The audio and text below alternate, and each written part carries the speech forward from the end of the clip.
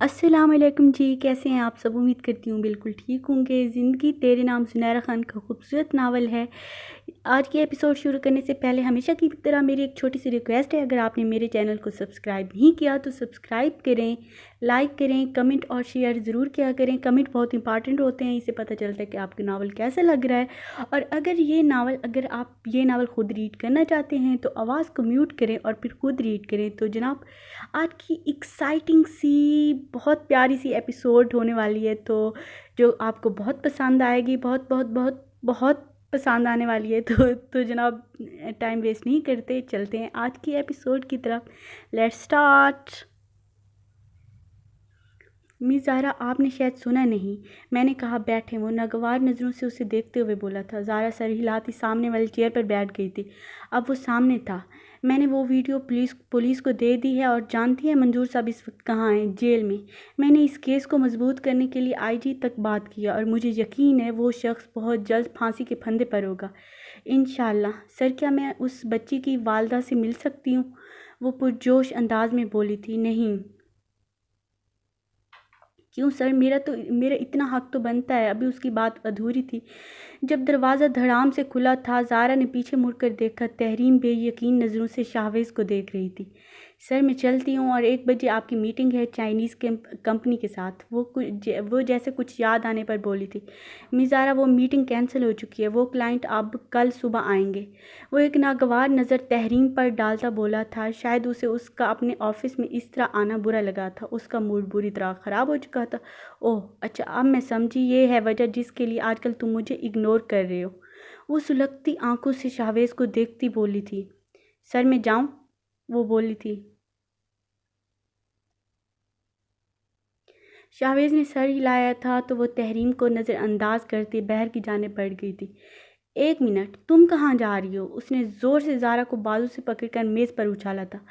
ज़ारा इस अचानक अफदाद के लिए तैयार नहीं थी। तभी झटके से मेज़ पर जा गिरी। उसका सर मेज़ के कोने से टकराया था। तभी उसके मुंह से सिसकी निकली थी।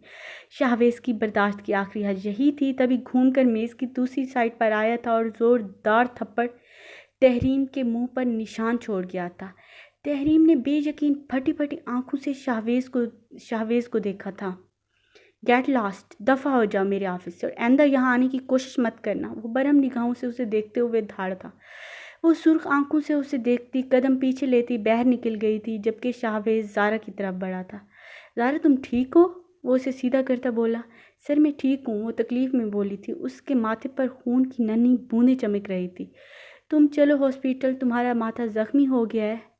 वो जेब से रुमाल निकालकर उसके माथे पर रखता परेशानी से बोला था। नहीं सर, आई एम फाइन, इसकी ज़रूरत नहीं है। वो हैरत से सब्ज़ आंखें फैलाकर बोली थी। अच्छा, तुम बैठो। वो उसे कंधों से थामकर नरमी से चेयर पर बिठाते हुए बोला था।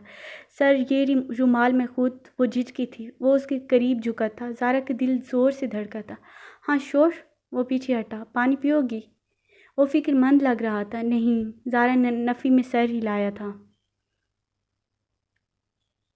क्या तुम्हारे सर में दर्द हो रहा है? वो फिक्रमंदी भरी नरमी से सवाल पूछ रहा था। नहीं सर, ऐसी छोटी छोटी चोटों से फ़र्क नहीं पड़ता। वो खाली नज़रों से उसे यकटक देखे गई। सर, आपको अपनी दोस्त को थप्पड़ नहीं मारना चाहिए था। वो हर्ट हुई हैं। वो डिस्टर्ब लग रही थी, शायद मेरी वजह से। शाहवेज़ ने ताज्जुब से आईब्रो उठाए थे। मिज़ारा, दोस्त अगर आपकी ज़िंदगी में वक्त पे वक्त इंटरफेयर करें तो बहुत बुरे लगते हैं। हर बंदे की अपनी पर्सनल लाइफ होती है जिसमें वो दोस्तों की मुदाखलत बर्दाश्त नहीं करता। कम से कम मैं तो नहीं। फ़र्ज़ करें अगर आप मेरी दोस्त हैं और मैं बात बात पर रोक टोक करूं, ये ना करो, वो ना करो, तो क्या आप तंग नहीं आ जाएंगी? क्या मैं अच्छा लगूंगा? नहीं, बिल्कुल नहीं। सर, हो सकता है अगर आपका दोस्त आपको किसी बात से रोक रहा हो तो वो आपके लिए नुकसानदेह हो। और आपको उस नुकसान से बचाना चाह रहा हो। वो लहजे को हत्ता नॉर्मल रखते हुए बोली थी। एक अजीब सी उदासी हर शय पे छा गई थी। एक गहरा सुकूत, जैसे उन दोनों के पास कहने को कुछ ना रहा हो।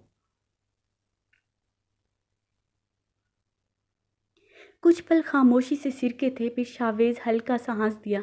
मिज़ारा, अगर इस दुनिया के सारे लोग मर जाएं और इस दुनिया में मैं सिर्फ आप और मैं रह जाएं, तब भी मैं ये कभी नहीं मानूंगा कि आप मुझे नुकसान पहुंचा सकती हैं। वो गहरी निगाहों से उसे देखता बोला था। सर, मैं चलती हूँ। वो उठी थी। 1 मिनट बैठो। وہ جھک کر دراز کھول کر کچھ ڈھونڈتے ہوئے بولا، پھر ایک ٹیوب نکالی تھی۔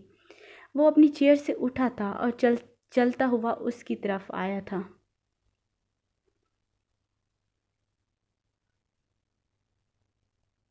رومال ہٹاؤ، توہم بھرے لہجے میں بولا تھا۔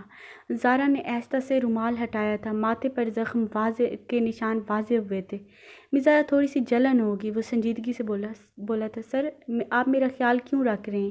حالانکہ میں آپ کے آفس میں کام کرنے والی ایک معمولی سی ورکر ہوں۔ وہ پوری آنکھیں کھول کر معصومیت سے بولی تھی۔ شاہویز نے خفگی بھری خاموش نظروں سے اسے دیکھا، پھر ٹیوب کھول کر اس کے ماتھے پر دوائی لگائی تھی۔ دوائی کافی ٹھنڈی تھی، اسے ماتھے پر نرم لمس کا احساس ہوا تھا۔ اس نے آنکھیں بند کی تھیں۔ سر، کیا آپ واقعی مجھے نہیں جانتے؟ نہ چاہتے ہوئے بھی پوچھ بیٹھی تھی۔ ماتھے پر دوائی لگاتا ہاتھ تھما تھا۔ شاہویز نے ہاتھ پیچھے کھینچا، وہ گھوم کر اپنی سیٹ پر جا بیٹھا تھا۔ سوری سر، میں یہ سوال کبھی نہیں پوچھوں گی، وہ شرمندہ ہوتے ہوئے بولی تھی۔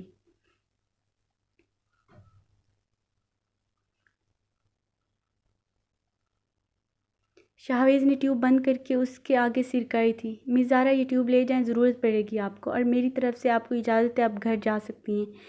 گھر جا کے ریسٹ کریں۔ وہ اسے اجنبی گہری نگاہوں سے دیکھتا اسپاٹ لہجے میں بولا تھا، لیکن سر آپ کی میٹنگ میں مینج کر لوں گا، وہ اس کی بات کاٹ کر بولا تھا۔ Thank you sir. وہ گہرا سانس کھینچتی اٹھی تھی اور سست قدموں سے باہر کی جانب بڑھ گئی تھی۔ شاہویز اسے باہر جاتے ہوئے دیکھے گیا۔